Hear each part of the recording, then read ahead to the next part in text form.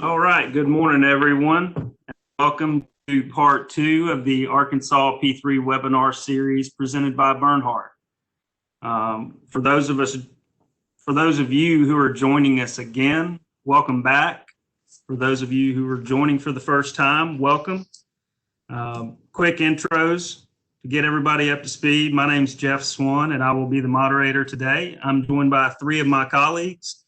Rob Guthrie is the VP of Business Development for Bernhardt. Ryan Corrigan is the Director of Business Development. And Larry Watkins is our Associate General Counsel. Rob is in the leadoff spot again today, and he's going to take us under the hood of qualifying projects and using a hypothetical transaction, walk us through the basic inputs and outputs of the asset concession. Larry's up next, and he will lay out the step-by-step roadmap for qualifying entities to navigate the statutory and regulatory compliance scheme. And lastly, Ryan is going to touch on the key considerations that qualifying entities should keep in mind throughout the procurement process, how to structure RFPs to get the most out of private counterparties, and how to get the project constructed and operated generally. A few housekeeping reminders. Please make sure that your microphone remains muted at all times. Second, we'd enjoy the opportunity to engage with you. If you have any questions now or at any point throughout the webinar, please use the chat function located at the bottom of the application. Submit your question, and we'll be sure to save time for the top of the next hour to address those. Finally, our team has invested a bit of time in preparing this webinar. We'd enjoy your constructive feedback. You should get an email following your attendance today that has a link to a survey. I hope you take the time to give us the feedback. To get everybody up to speed and on the same page, quick recap of what we covered last week. We really laid out the groundwork for today. That was the concept and covering the why, the how, and the what of P3s. We walked through the existing challenges that we're mounting, and we referred to those as a brewing or perfect storm on the healthcare, higher ed, and governmental fronts, and how P3s present sort of a shelter from each of those pressures individually or separately. So with that, Rob, I'll hand it over to you. Thank you, Jeff. And I would echo what Jeff said, wishing everybody a good morning and thanking you again for joining us this Tuesday. We've got what we hope is a very informative presentation set up for you today. And again, we appreciate you carving out an hour to visit with us.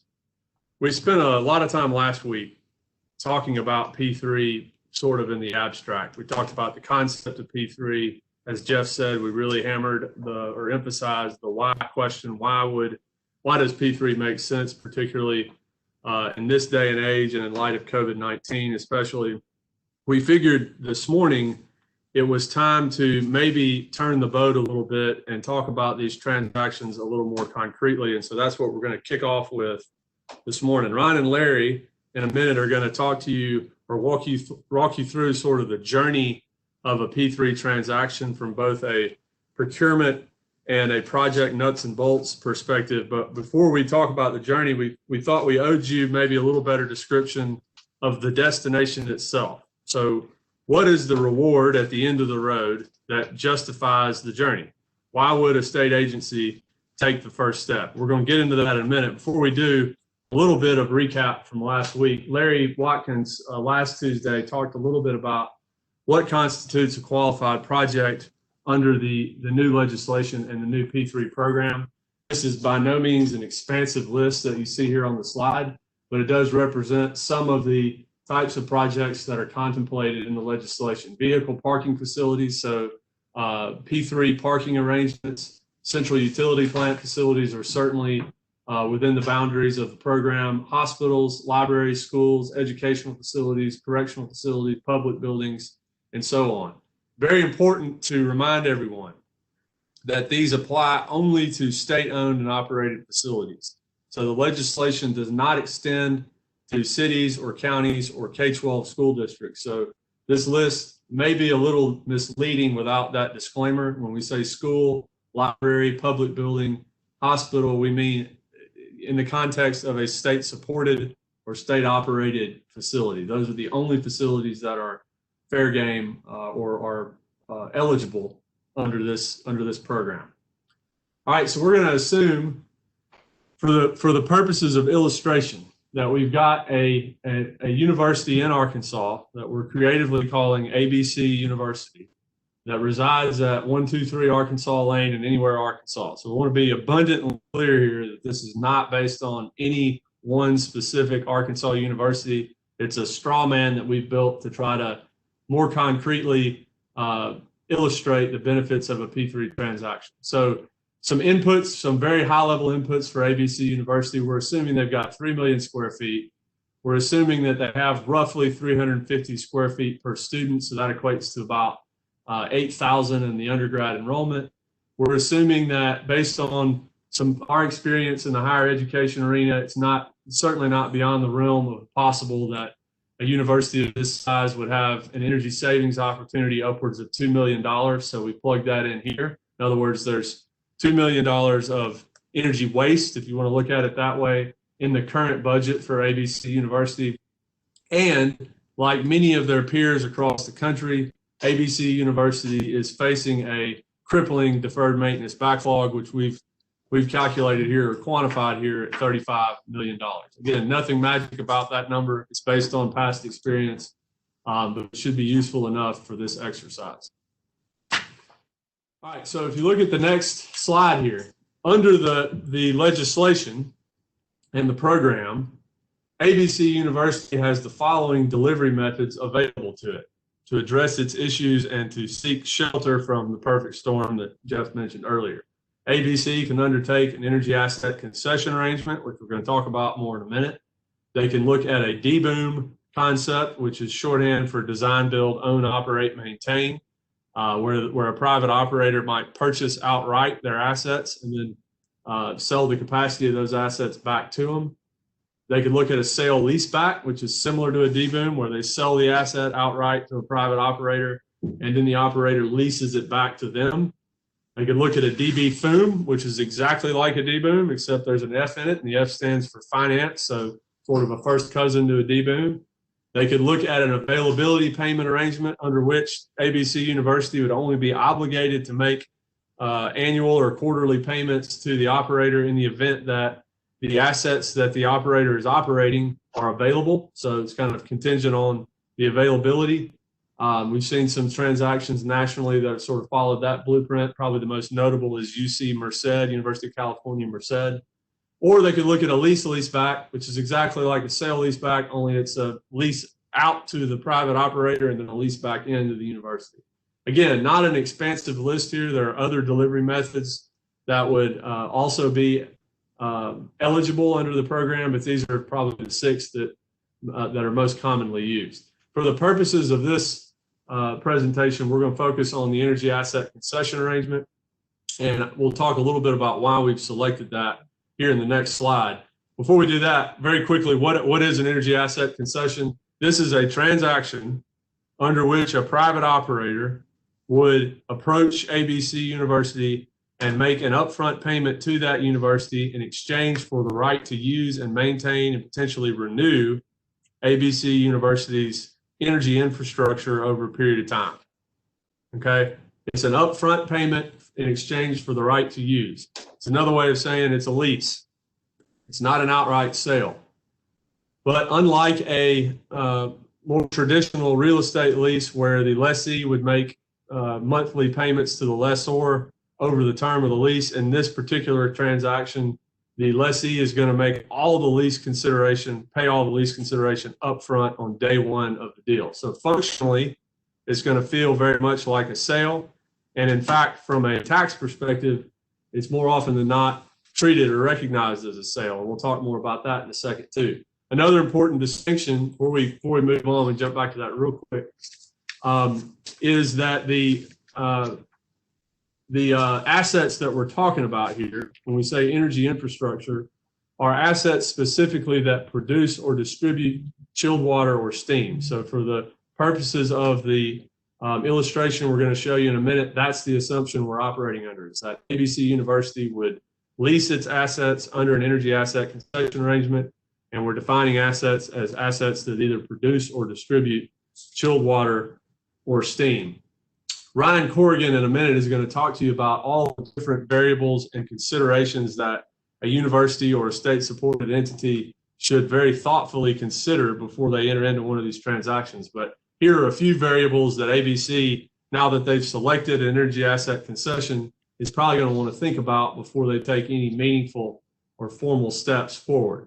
One of them is the net advance lease payment. We're going to define that with a little more clarity on the next slide. But what we're asking here is, to what extent does ABC University want to monetize its existing assets? In other words, are they approaching the P3 transaction as an opportunity to fully unlock the liquid value of these energy assets and generate, substantial net cash consideration up front that could be used to fund an endowment and grow liquidity and reserves? That's one question.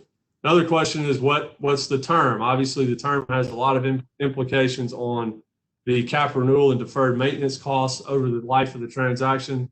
It also has an impact on the fair value of the assets, which can increase the amount of lease consideration that the entity gets up front. For the sake of efficiency today, we're not going to get into the weeds on how the fair value is determined, but we'd love the opportunity to visit with you guys and talk about that in more detail offline. We mentioned that ABC University has a backlog. We quantified that at $35 million. We're assuming that ABC is approaching this transaction or embracing the P3 framework as an opportunity to reduce that backlog and address the issues that they have relative to their infrastructure. And the last one in the bottom right is the CRDM risk transfer, which is shorthand for cap renewal and deferred maintenance. So ABC is also going to consider to what extent they want to transfer the obligation to renew and replace the infrastructure over the term to the private operator. Again, Ryan, later in the presentation, will give you a little bit more granular look at some of the other variables and considerations that an eligible participant should take into account before they move forward. But these are four for the purposes of this illustration that are fairly meaningful to the map. So if you look at this transaction, if you just assume that now ABC has decided these are the four variables that they want to focus on, and they've set these dials in. They want to monetize their assets. So we've moved that slider at the top left all the way over to 100% of the fair value of the system. They want a 30-year term, so sort of right in the middle of the road. They obviously want to address their improvements, so they're going the full money on the intensity of the scope of work that's incorporated into the deal. And they're very interested in transferring the risk, which from ABC's perspective is viewed as non-core risk. They'd rather shed the risk of renewing and replacing the infrastructure to a more qualified counterparty. And so they moved that slider over to full also.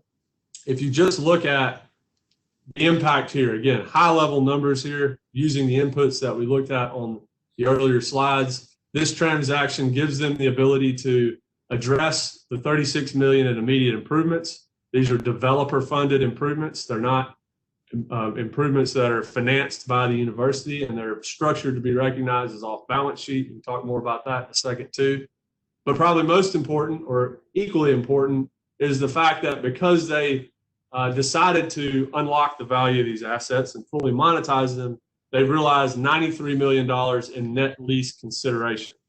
So there's an opportunity here to do what Ohio State University did, what the University of Iowa did. I think Ryan talked about the University of Iowa transaction last week, and that is to create a positive interest rate arbitrage under which the $93 million is invested in an endowment fund and earns a return in excess of the cost of capital attached to it, so that it generates meaningful investment income, meaningful non-operating revenue that can be used to fund core business initiatives over the life of the transaction.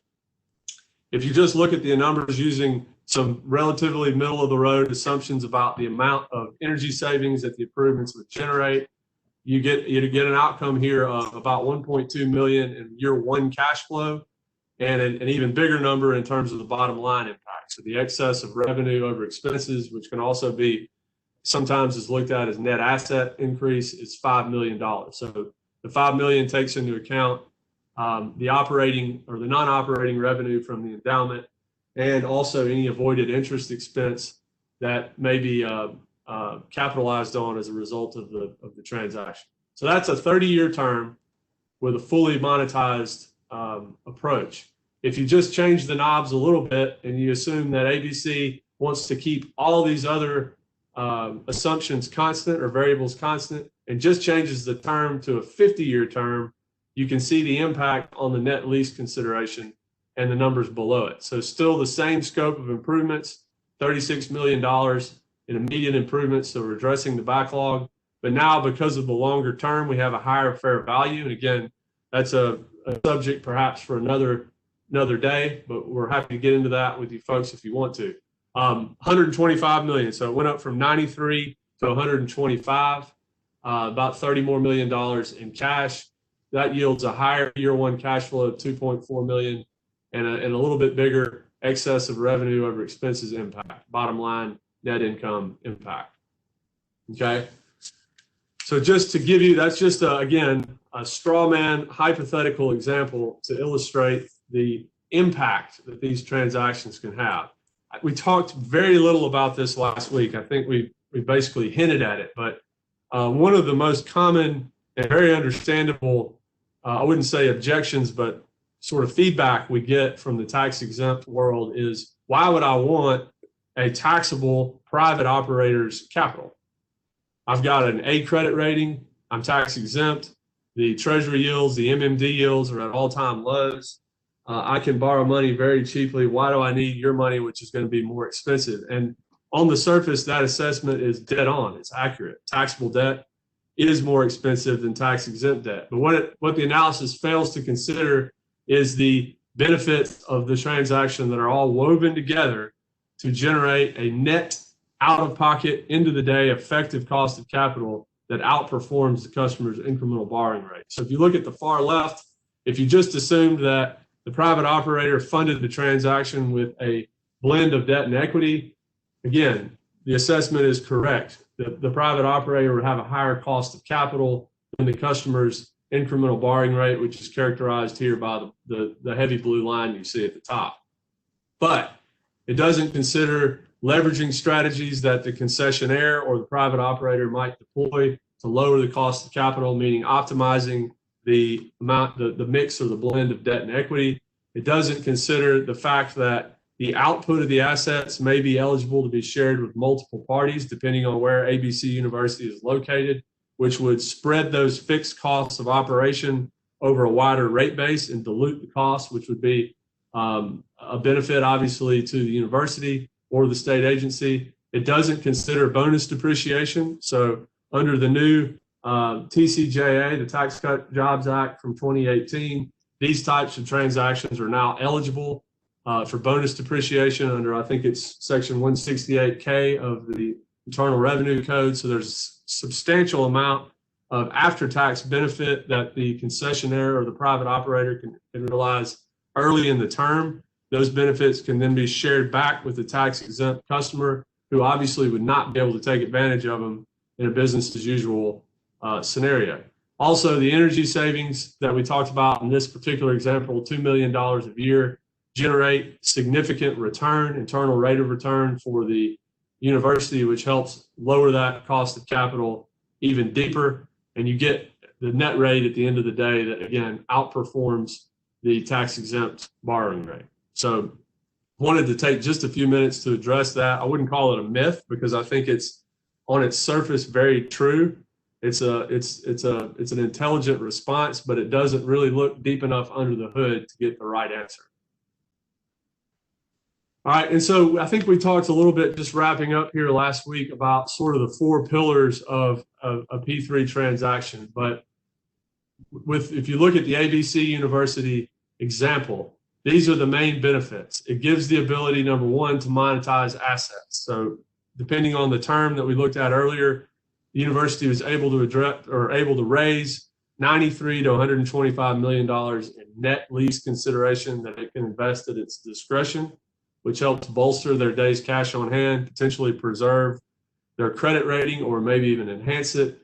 Obviously gives the opportunity to generate the arbitrage that we talked about earlier in the Ohio State and University of Iowa models that creates meaningful uplift to net income. There's an opportunity to use a portion of the lease consideration to address the backlog, which is the second benefit, infrastructure. So not only addressing the capital renewal and deferred maintenance backlog, but also simultaneously optimizing energy and potentially addressing any sustainability goals to the extent that the university has those documented and published. There's a risk transfer component, which is no small thing. A lot of people really approach this transaction for that benefit alone, the opportunity to transfer not only the responsibility to operate, to hire, to train, to retain personnel to a private operator, but also the ability to transfer potentially the obligation to renew and replace the assets. That generally, as we said earlier, equates to a transfer of tax ownership, which is important because that's what makes the bonus depreciation come into play. And then also the ability to do that and preserve tax exemptions that the university already enjoys. And when I said earlier that there's a reason why ABC University might select an energy asset concession over some of the other delivery methods, this is one of those reasons. The concession typically is a little bit better at preserving the existing property and sales tax exemptions that a tax-exempt customer enjoys than are, say, the D-boom or some of the other methods. The concession is also simpler because of, at the end of the term, it's a handback of the assets and there's no fair market value buyout or balloon payment at the end that you might see with a D-boom or a DB-foom. But again, don't want to get into the weeds on that. That's why just the short answer is that's why we selected the concession for this particular illustration. And then finally, the accounting treatment. So in this transaction, it would be structured to work underneath the GASB standards that address leases and would be structured to be recognized as off balance sheet. Now, obviously, neither Bernhard nor any other P3 operator is qualified to make that determination on their own. That's up to the customer and more importantly, or more specifically, to the customer's auditor. But what a skilled operator can do is structure the transaction and build a fact pattern that is designed to reach that outcome. And that's, for a lot of customers, a very, very key objective is avoiding the long-term liability on the balance sheet. So I hope I've done a decent job, at least, of painting what the end of the road looks like and what the reward might be for the journey itself. I'm going to turn it over to Larry now to talk in a little bit more detail about the steps along the way. Thanks, Rob. And thanks for showing us the value that public-private partnerships really bring to the public and public facilities. I appreciate the opportunity to present again on P3s with this team. Today, I want to discuss in a general way statutory compliance requirements for your P3 project. We're going to take a closer look, as Rob mentioned, we're going to take a closer look at the rules that govern P3s, and we're going to follow a roadmap from start to finish. Those rules are now posted on the Secretary of State's website, and they are finalized in the event you want to have a look at those. So before we start on our exciting statutory compliance journey, let's look at a few key terms. As I mentioned in the last webinar, DTSS is the Department of Transformation and Shared Services. And DTSS is, in fact, the P3 agency. It will be administering this statute through the Division of Building Authority. ADFA is the Arkansas Development and Finance Authority, and ADFA will be assisting DTSS with the administration of P3 projects under the statute. A public entity, in short, is a state agency, any state agency in the state of Arkansas, except for RDOT. A public entity is a public entity that has been designated by DTSS to pursue a P3. We'll talk about that in just a second when we start looking at the roadmap from start to finish. A private entity, as you imagine, is just a legal person. It's usually going to be an LLC, a partnership, or a corporation. As we saw earlier, a qualified project can be just about any project, any conceivable project in the state of Arkansas, provided that it has a public purpose under the Act. An affected local jurisdiction is really going to be the city or the town or the county where the project is located. So for example, if we had a P3 concession in the city of Little Rock, the project was located in the city of Little Rock, a state project, there would need to be notification and extensive coordination with the city of Little Rock for this project. Finally, the end goal, at least for my part, is the comprehensive agreement. And the comprehensive agreement is the P3 contract between the public and private partners. Public and private partners, of course, would be the responsible public entity and the private entity. Now, let's take a look at the roadmap from beginning to end. At the start, the public entity must be designated as a responsible public entity, as we discussed in the definition. Really, this is an application process, and the public entity would seek approval from DTSS to pursue the P3 project by first being designated as a responsible public entity, or the RPE for short. Next, we arrive at our first mile. The RPE must submit a draft request for proposal to DTSS for approval 60 days before the RPE decides to or wants to issue the RFP. However, before this application, before the draft RFP submittal, the responsible public entity can issue an RFQ to get a feel for who's interested in the project and, more importantly, who's qualified for the project. Driving on to mile 2, once approved, the RFP must be advertised for 3 consecutive weeks. After the 3 consecutive weeks, proposals are received, and at mile 3, those same proposals are then scored and ranked. At mile 3, after the proposals are scored and ranked, and a private party, a private entity is selected with the highest score, then the responsible public entity and the private entity can begin negotiations on the comprehensive agreement. The 4th and final mile is final approval of the comprehensive agreement by DTSS and the Chief Fiscal Officer for the state of Arkansas. After such approval, the responsible public entity must conduct a public hearing. Lastly, we've reached our destination, the finish, which is the execution of the comprehensive agreement or the P3 contract. That's the roadmap, and I've abbreviated it. But what about travel time? How do we get from the beginning to the end?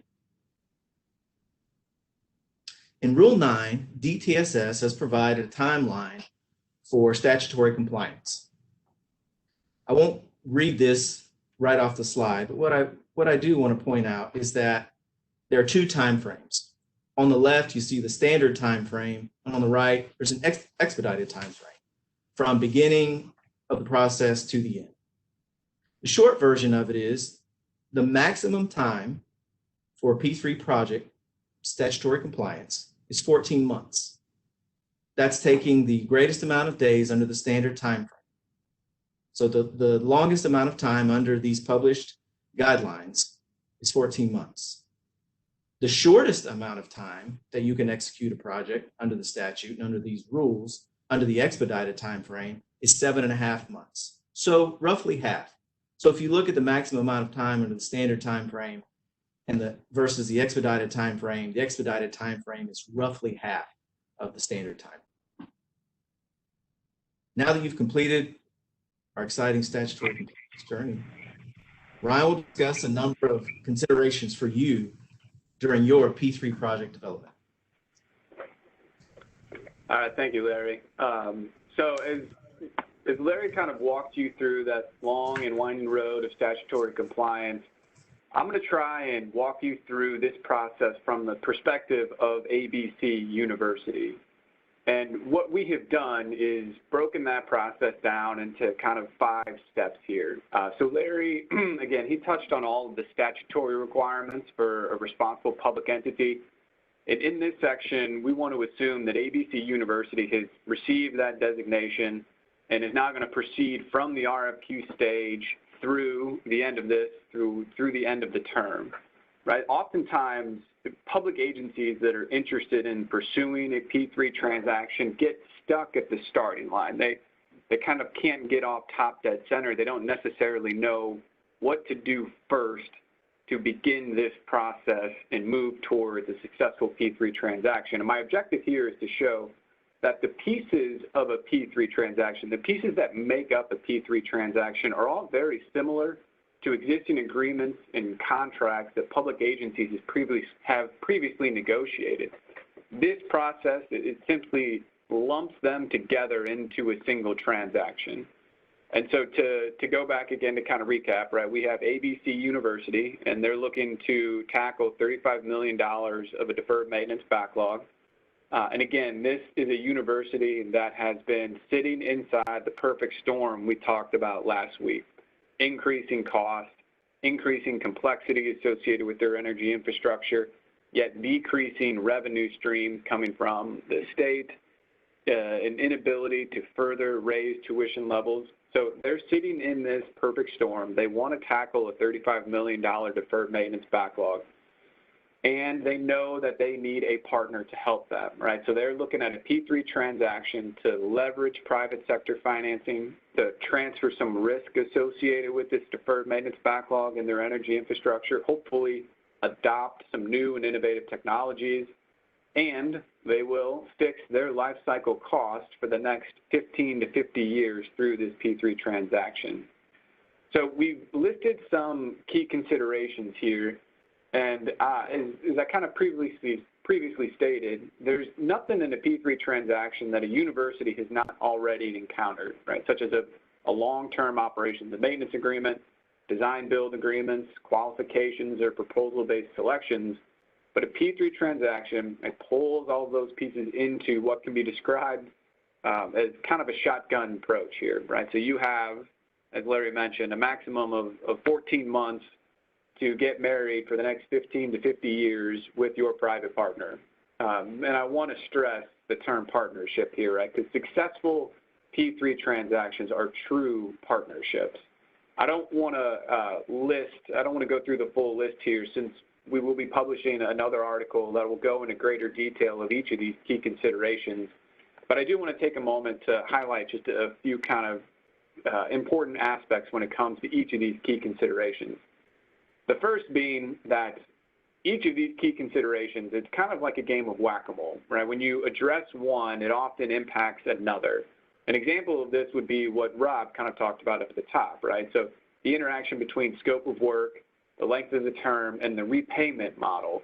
So larger scopes and shorter terms are generally going to mean a higher annual repayment model. But if you extend that term out, you can reduce that annual repayment model and potentially allow for an increase in scope or an increase in upfront liquidity through the fair value of the assets.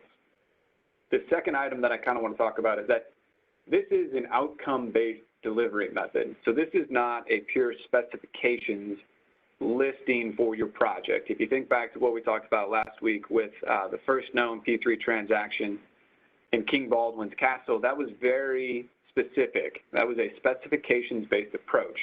P3s today are outcome-based approaches. And that generally means you're going to rely less on set kind of specifications, but you're going to rely more on performance, more on the outcome. And when you do that, you will lose a little bit of control over what that private partner does to live up to those outcomes, to live up to that performance. The final item I just want to talk about here real quick is financing. And so, again, as Rob mentioned, there are various project delivery methods. It's important to note that there are multiple ways to finance a P3 transaction. There are very skilled underwriters out there that help create these financing structures that can deliver the lowest overall cost of capital. And we strongly recommend that public agencies be flexible when it comes to that financing structure. So step one on this long and winding road that hopefully leads to the door of a successful partnership is the RFP process. And I start here by saying that public entities should answer the question why. before they begin the RFP, RFQ process, right? Again, as Larry stated, at a minimum, it's going to take 120 days and lead to a 15 to 50-year agreement. So we would strongly encourage anyone to have a clear answer for why they want to start this process. For ABC University, right, they've decided they want to move forward with this, tackle their deferred maintenance backlog. And the question becomes whether to issue a qualifications-based assessment or issue a more detailed proposal-based assessment. And the answer to that generally lies in how clearly the public agency, right, how clearly ABC University can define the items listed below in the key considerations on this slide. Right, so less clarity is going to lend itself to an RFQ process, right? They're less sure of the contract structure, scope of work. More clarity is required for an RFP type process. So you kind of have a tighter process, a tighter understanding of your objectives. Both of these, however, should be non-binding, and both of them should lead to a value for money analysis, something that we'll talk about a little bit more further down. But the last line of this slide, again, it speaks to the question of why. So fishing expeditions only generate more questions than answers. And we suggest that greater transparency in this process will lead to better submissions from your potential private partners. So as you've sent those out and you start to get, you get responses back, right? ABC University can then select the private partner through that non-binding process and move into the due diligence phase. And this is where the real detailed work is going to begin. So for an energy asset concession, we're going to recommend starting with the survey and benchmarking of your existing assets. This will get ABC University a detailed and a transparent benchmark of its energy infrastructure. Again, you can go back and use publicly available data, sightlines, there's a lot of data out there, but you're going to want that kind of detailed and transparent benchmark of your starting line. Then as you finalize everything in the agreement during this phase, we've listed some of the key considerations here again.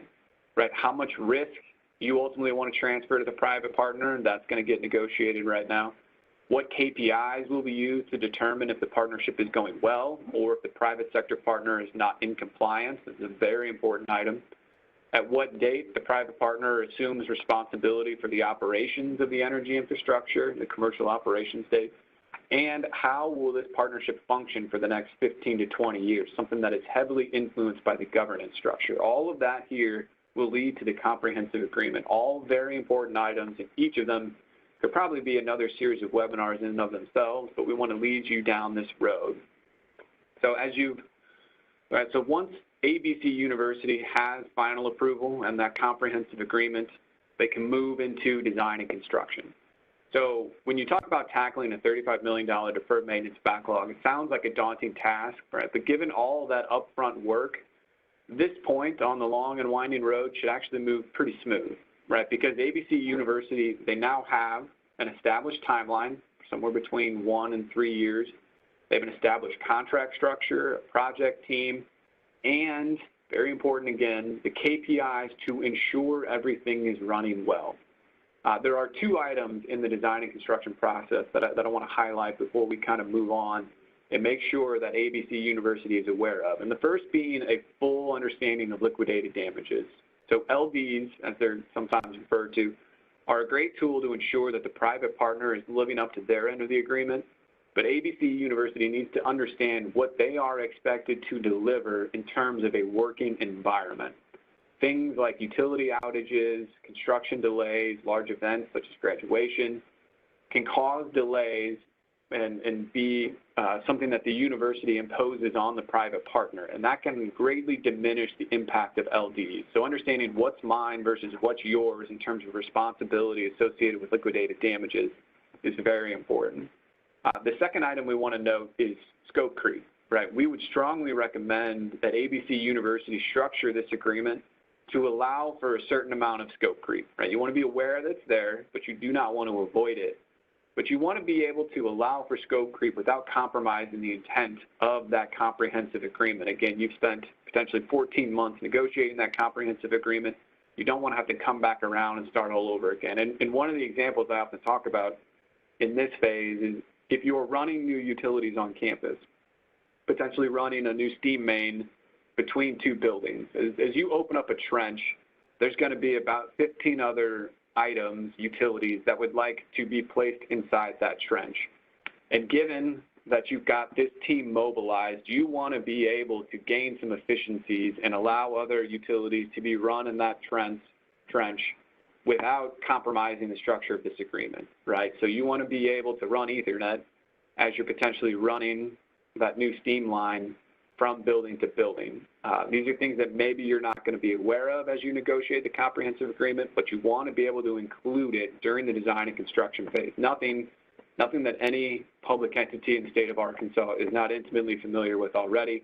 But given the way that these deals are structured, it's something that you want to be aware of. Have a structure that allows for efficiencies to be gained without having to renegotiate that entire agreement.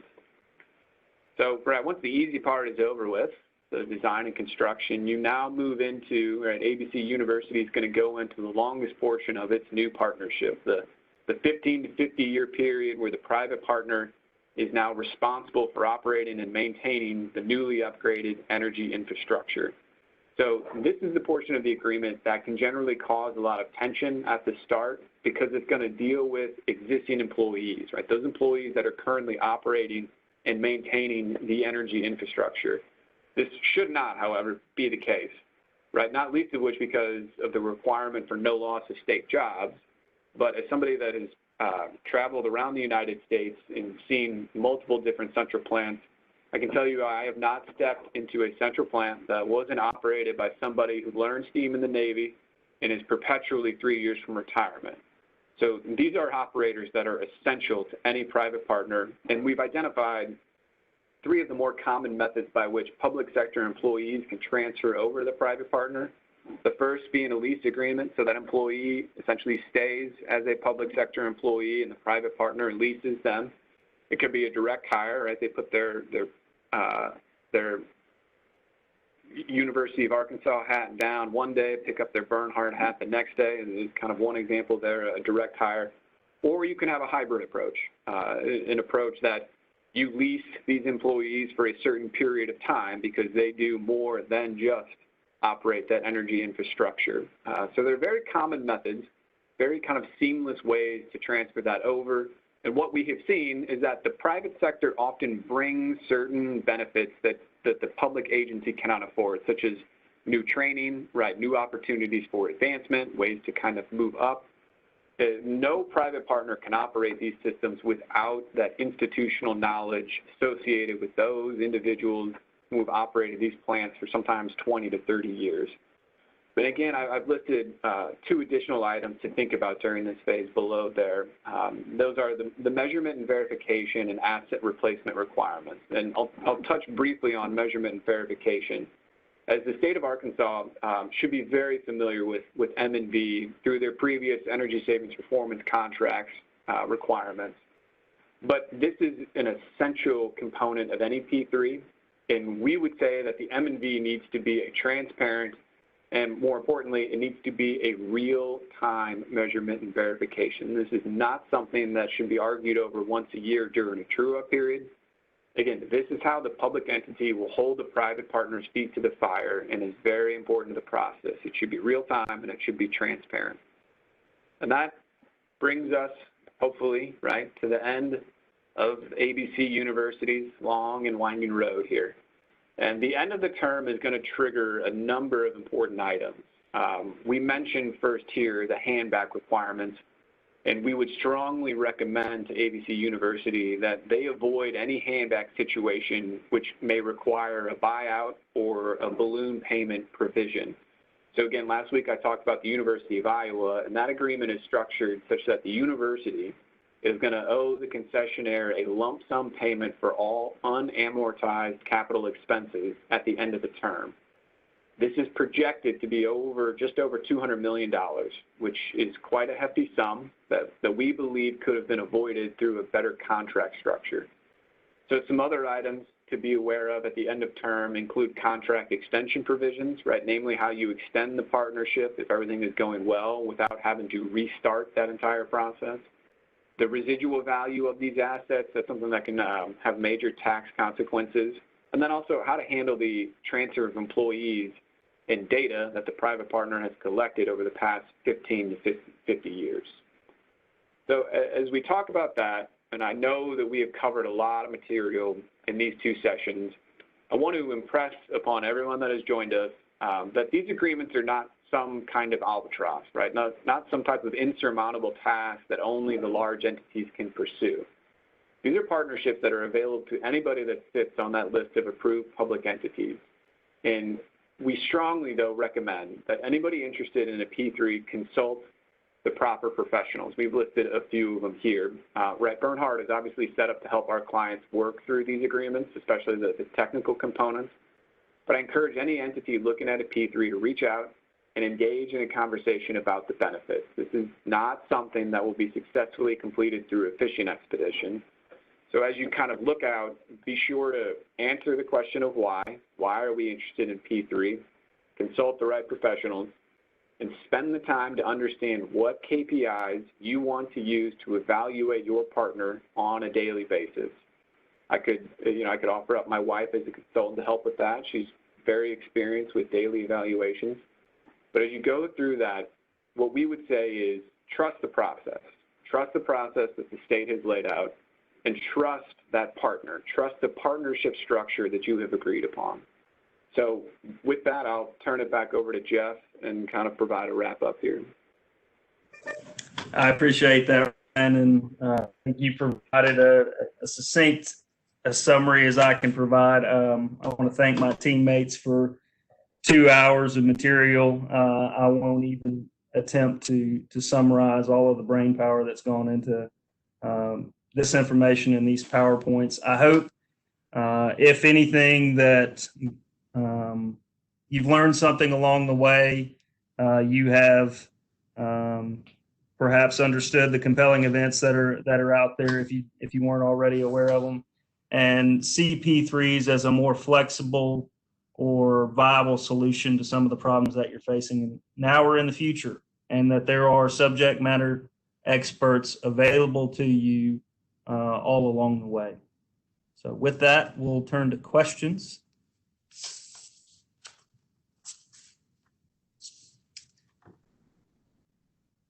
First question, Rob, you mentioned the Ohio State and Iowa transactions. Can you elaborate any more on perhaps the direction of those or the why behind those? Yeah, I think it's a good question. Ohio State, for those of you on the call who maybe aren't familiar with that transaction, was a landmark deal that actually closed in the summer of 2017 and really set the tone for some of the other transactions that have come after that. I think, I don't want to speak for Ohio State, but I think if you look at the fact pattern within that deal, that was a 50-year term, number one. And it was a 50-year term for a very express reason. I think the university was looking to monetize assets first and was really considering everything else second. So that's probably the biggest difference, Jeff, is the fact that it was 50 years and had that sort of prioritization of asset monetization above everything else. So I'll give you a more specific example. That transaction was actually recorded as debt on OSU's balance sheet. And I think it was recognized that way because the extent to which the university retained control over the private operator in the transaction. So I think the auditors looked at that as it never met the lease test to begin with. So it was more sort of collapsed into an incentive to enter into a services agreement and ended up on the balance sheet under the long-term liability column, which may not have been an objective of Ohio State's, but I think a lot of other universities approach P3 with a different set of objectives. And to that extent, I'm not sure that Ohio State is a useful blueprint, at least across the board. There may be components of it that are useful. The University of Iowa is one that Ryan has talked about a lot. Ryan's very familiar with. That was also a 50-year term. I would say, and I think Ryan would agree here, and Ryan, you can chime in, that the objectives there were very similar to Ohio State. If you look at the way that one was structured, it borrowed a lot from the Ohio State blueprint, 50-year term. Both of those transactions notably raised over $1 billion in cash to the respective universities. So the actual net or the actual total advanced lease consideration or concession fee is almost within $10,000 in each case. It's north of $1 billion that both the University of Iowa and Ohio State recognized. And again, that was done with an eye toward the arbitrage and the ability to park that money in an endowment and earn a return. Both universities looked at the historical returns that they've earned out of the endowment. They felt very comfortable about the relationship between that return and the cost of capital attached to the transaction. And I think that more than anything else influenced them to move forward. And Ryan, if you have anything to add to that, you can certainly dive in. No, I think that would cover it too. And again, those universities, they had answered kind of that why, right? They wanted to park that money in an endowment and fund other strategic objectives on campus, but it left a lot to be desired as we would kind of look at it, and as the market has kind of analyzed and better understood those two 50-year agreements that I think we have learned a lot. So anybody that's on this call can kind of stand on the shoulders of Ohio State or Iowa and kind of implement a better, more improved process, kind of going back, looking at the very first iPhone that was ever purchased out in the market versus the iPhones you have today. You kind of have that type of momentum that you can build on and generate a much tighter transaction that I think delivers more over that 50-year term for the universities or for any public agency that might be interested in looking at a P3 transaction. Thank you, Rob and Ryan. Next question, Larry, this one's likely for you. Is there a price requirement in the procurement process? Jeff, that's a good question. I guess I'll begin with talking about our last webinar, which is that P3s are very different from traditional project delivery methods because traditional project delivery methods really focus on the cost of design and construction without really looking at the life cycle cost. P3s are different because they focus on value for money, the life cycle cost, the total benefit to the public over the life of the project. And so for that reason, although there's a price component in the evaluation criteria in the rules and in the statute, the rules expressly provide that the lowest price may be considered, but it's not required for selection of the winning proposal. In other words, the rules state the RPE is not required to select the proposal with the lowest price, but may consider price as one variable when evaluating the proposals, and that's in Rule 6. The other criteria for selecting a winning proposal for a P3 project in Arkansas is qualifications and experience, scope and purpose of project benefits and compatibility with existing plans, and then financing plans. So although most public projects do have to be awarded to the lowest responsible bidder, one benefit of our P3 statute is that there's no obligation to select the lowest responsible bidder. Rob, a follow-up question for you from the pulling on the Iowa string, perhaps from some of our healthcare audience or governmental audience on the webinar. Would the principles, we walked through University ABC example, would the same principles apply first to a hospital or a governmental agency? Absolutely. Absolutely. Follow-up question to that is, we've talked a little bit about term being an essential transaction element. Have hospitals generally abided that same principle of a 50-year term, or have you seen something different? Healthcare, I mean, we're early in the game here, so we don't have a huge number of data points, but I'll make a sweeping generalization here based on the data that we do have. Healthcare, generally speaking, has seemed to opt for shorter term. I think a lot of that has to do with just the different nature in which hospitals are operated, perhaps a different risk profile, slightly different from an appropriated 4-year university that would give healthcare leadership pause about going out 50 years, or a board of a hospital pause about going out over that long of a term. A lot of that also has to do with, the flexibility and the specifics of termination, and how ably the university or the hospital can get out of the transaction certainly influences the university or the hospital's decision as it relates to the term. But yeah, I think that was the second question. What was the first question again? If you could repeat it. You answered it. Okay. It was with the same principles apply Yeah, they across do. the board. Yeah, I mean, the difference is if you take the energy asset concession example, you may actually in a healthcare space have a little bit higher fair value because you've got different load requirements there on the thermal side. Higher load than you would typically for higher education would equate to more capacity, which would equate to more fair value. And again, I promised the audience that we wouldn't get in the rabbit hole today of asset valuation, but that does move the needle quite a bit. And I would say that for a sizable hospital or state-supported hospital, the opportunity to monetize assets and to optimize energy is probably more pronounced than it is for higher education. And that's not to say that higher education doesn't also have a substantial opportunity, but I think healthcare is in a little different stratosphere when it comes to that. Thank you. Those are all the questions we have, and we have reached the top of the hour. So thank you everyone for joining. And again, you should receive an email with a link to a survey. We would appreciate any constructive or positive remarks you have. And thank you again for joining us.